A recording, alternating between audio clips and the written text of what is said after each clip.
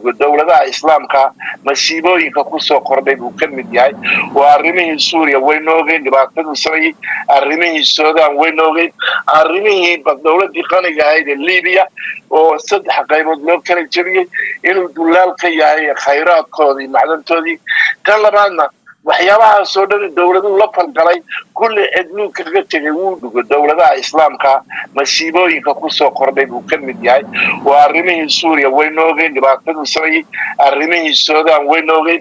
arrimihii dawladii qaniga ahayd ee Liibiya oo saddex qaybood loo kala jabiyay inuu dulaal ka yahay khayraadkoodii macdantoodii tan labaadna waxyaabaha soo dhan dawladuhu la falgalay kulli cidnu kaga tagay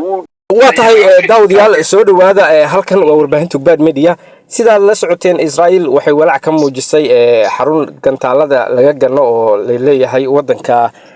تركيا إنه كسم السي سوماليا يضلنا عكلنا أي صبح يعني قلب نقول جيستو إسقارسين تا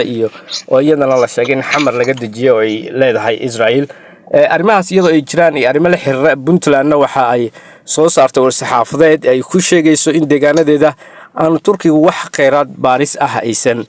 كسمين كرين جارهان دجانا حبها بدأ عص يقولوا بدأ هندي بنتلان هذا وأبو أمبلداجة أي إمي كستوس وجود جرا برامج كنان غرفين تا أبو أمبلداجة أرنتن بنتلان هذين كهر مرنو الطلبة قاعدة كردن كتركيا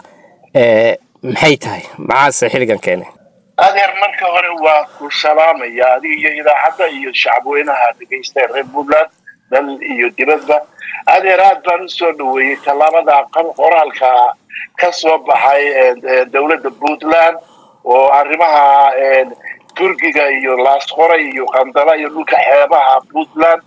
وحبها بوتلان موضة كرنكر كله